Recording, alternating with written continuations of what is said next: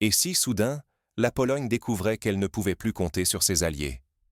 Tout commence à Gdańsk, lorsque ce qui semblait n'être qu'une formalité administrative dégénère. Le personnel russe, barricadé dans le consulat, refuse d'ouvrir aux officiels polonais venus reprendre possession des lieux. Les rues calmes se tendent, le silence s'installe. Varsovie veut montrer sa force, mais se heurte à un mur. Moscou réplique sans ménagement.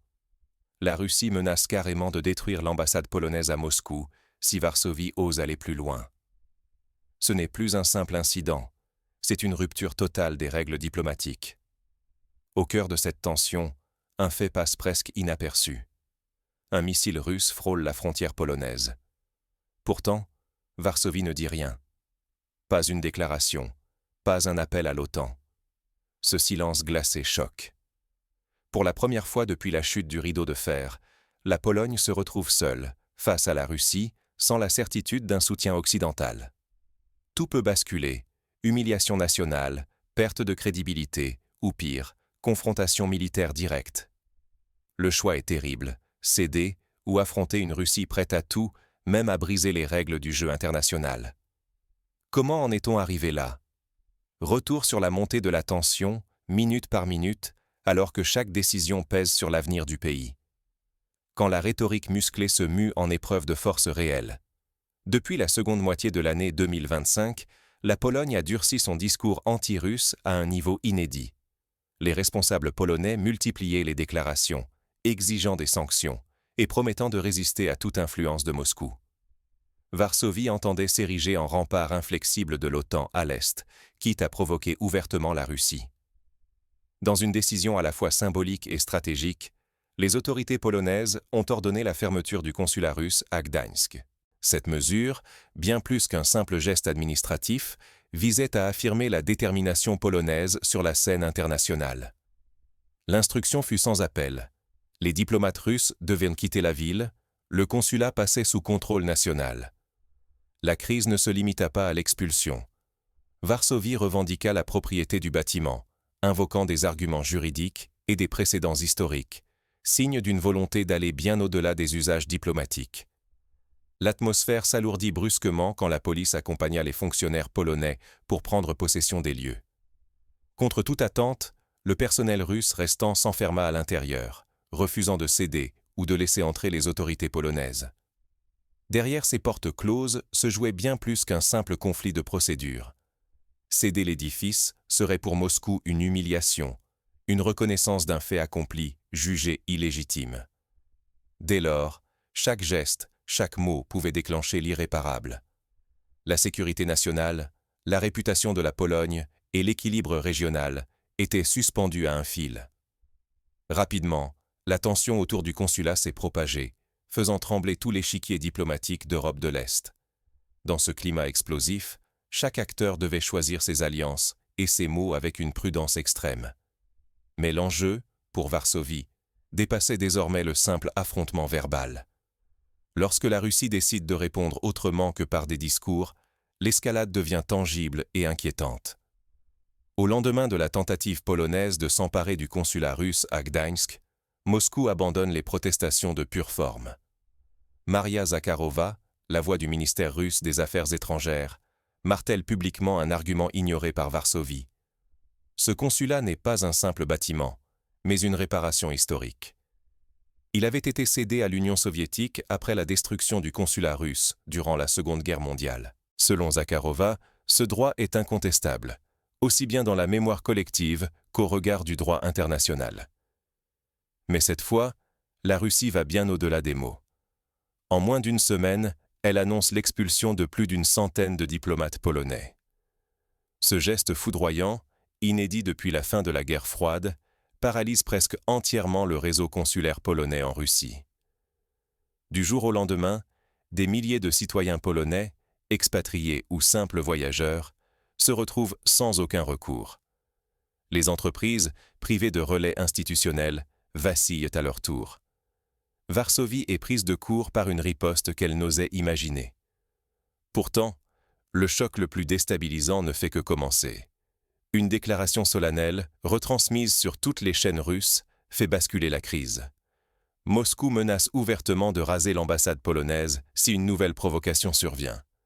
Jamais la Russie n'avait proféré une telle menace directe contre un État membre de l'Alliance atlantique. La Pologne se retrouve face à un dilemme insoutenable. Céder, c'est accepter d'être humilié devant l'Europe entière. Résister, c'est risquer la disparition de son ambassade, un symbole vital de souveraineté. Dans les coulisses de Bruxelles, beaucoup comprennent que Varsovie s'enfonce dans une spirale d'escalade qu'elle ne maîtrise plus.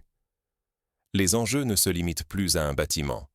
La crédibilité, la sécurité nationale et l'avenir diplomatique de la Pologne se jouent maintenant à quitte ou double. L'isolement menace, la rupture totale n'est plus une simple hypothèse. Dans cette atmosphère électrique, chaque geste de Varsovie est scruté par ses alliés comme par ses adversaires. La moindre décision pourrait précipiter l'Europe vers une crise d'une ampleur inédite. Quand un simple missile bouleverse tous les calculs, au cœur de la crise, Varsovie ne mise plus seulement sur la diplomatie. Derrière des portes closes, la Pologne élabore un plan, une intervention militaire limitée en Ukraine de l'Ouest. Objectif : protéger les régions frontalières, affirmer la force polonaise et prouver que l'OTAN ne laisse jamais un allié seul face à Moscou. Mais tout s'effondre lorsqu'un événement frappe de plein fouet. Une frappe russe s'abat sur la base de Yavoriv, à quelques kilomètres de la frontière polonaise. Sanctuaire supposé de l'OTAN, la base devient d'un coup un symbole de vulnérabilité. La panique envahit les lieux, le risque devient palpable. La Russie ose frapper aux portes de l'Alliance. Le message est glaçant. Toute intervention directe de la Pologne ferait d'elle une cible légitime. La riposte russe n'est pas qu'une menace militaire, c'est une déclaration politique, un avertissement à toute l'Europe de l'Est. Moscou redessine les lignes rouges. À Varsovie, le choc est total. Les médias adoptent un silence lourd. Les préparatifs militaires sont suspendus dans la discrétion. Les réunions d'état-major, fiévreuses la veille, sont désormais dominées par la crainte d'un engrenage fatal. Le dilemme est cruel. Poursuivre, c'est risquer des pertes humaines considérables et un affrontement direct avec la Russie. Mais reculer, c'est accepter l'humiliation, avouer l'impuissance et offrir à Moscou une victoire symbolique sur toute la région.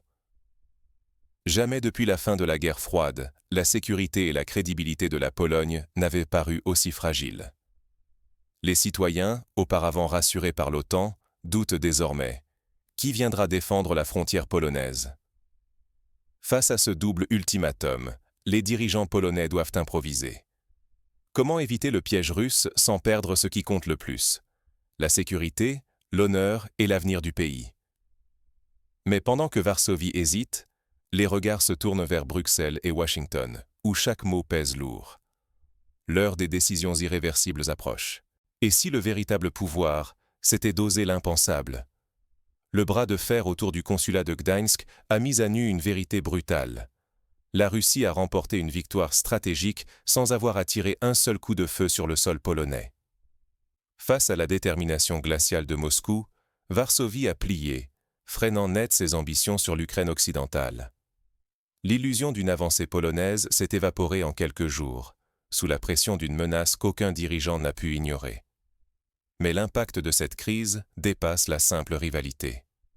Sans un seul tir, la Russie a lancé un avertissement glaçant à toute l'Europe de l'Est. Moscou ne tolérera plus la moindre provocation et n'hésitera pas à redéfinir les règles du jeu. Pour les voisins de la Pologne, le message est limpide. Parier sur une intervention automatique de l'Ouest est désormais risqué. Plus troublant encore, l'OTAN et ses alliés occidentaux sont restés impuissants. Malgré l'appartenance de la Pologne à l'Alliance, aucun soutien décisif ne s'est matérialisé. Les promesses de solidarité se sont dissoutes face à la réalité, laissant Varsovie isolée au moment où tout pouvait basculer. Le calcul stratégique de la région s'en trouve bouleversé. Si la Pologne peut être ainsi humiliée sans réaction de Bruxelles, que penser de la sécurité des États baltes ou de la Roumanie ? La crédibilité de l'OTAN, fondement de la stabilité en Europe de l'Est depuis des décennies, vacille soudainement. Pour les citoyens, ce n'est plus seulement une crise diplomatique, c'est leur sécurité, leur mobilité, leur confiance dans l'ordre international qui vacille.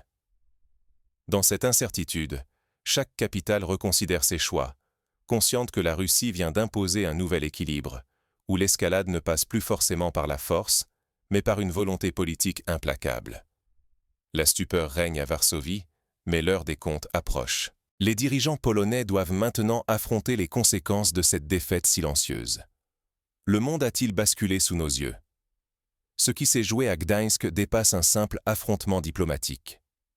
C'est la preuve, brutale et soudaine, qu'en Europe de l'Est, les anciennes protections ne suffisent plus. Les lignes invisibles du pouvoir ont glissé, échappant totalement à la Pologne et à ses voisins. Varsovie s'est retrouvée piégée, accepter l'humiliation ou risquer l'escalade face à la Russie. Derrière les discours officiels, la peur de perdre toute crédibilité s'est installée. La question n'est plus un bâtiment, mais la position d'un pays sur un nouvel échiquier incertain. La Russie a franchi un seuil autrefois impensable, menacé ouvertement la destruction d'une ambassade étrangère. Un interdit diplomatique brisé, un avertissement lancé à la Pologne et à tout l'Occident. Varsovie a plié, découvrant les limites très concrètes de la protection occidentale. Cette crise révèle la capacité de Moscou à imposer des règles inédites, misant sur la rapidité et la dissuasion. La Russie ne vise pas que la Pologne. Elle montre à toute la région qu'aucun soutien international, aussi solide soit-il, n'est infaillible face à un bouleversement brutal. La sécurité nationale, la réputation de l'État, l'avenir des citoyens polonais à l'étranger, tout s'est retrouvé exposé, remis en question. Pour beaucoup, cela signifie des démarches bloquées, des affaires à l'arrêt, une angoisse nouvelle. Mais surtout, la crise fissure la confiance dans les certitudes héritées de la guerre froide. Ignorer ce bouleversement, c'est risquer des erreurs stratégiques majeures. Aujourd'hui, perdre le contact avec la réalité, c'est s'exposer à l'humiliation, voire à des confrontations pour lesquelles nul n'est prêt. La Pologne l'a appris à ses dépens. L'histoire n'offre jamais deux fois la même leçon. La véritable place de la Pologne dans ce nouvel ordre reste à définir. Ses voisins sont-ils prêts à accepter que les règles changent sans préavis? Le choc de Gdańsk agit comme un signal. Dans cette Europe fracturée, il ne reste que des équilibres précaires, à réinventer sans relâche.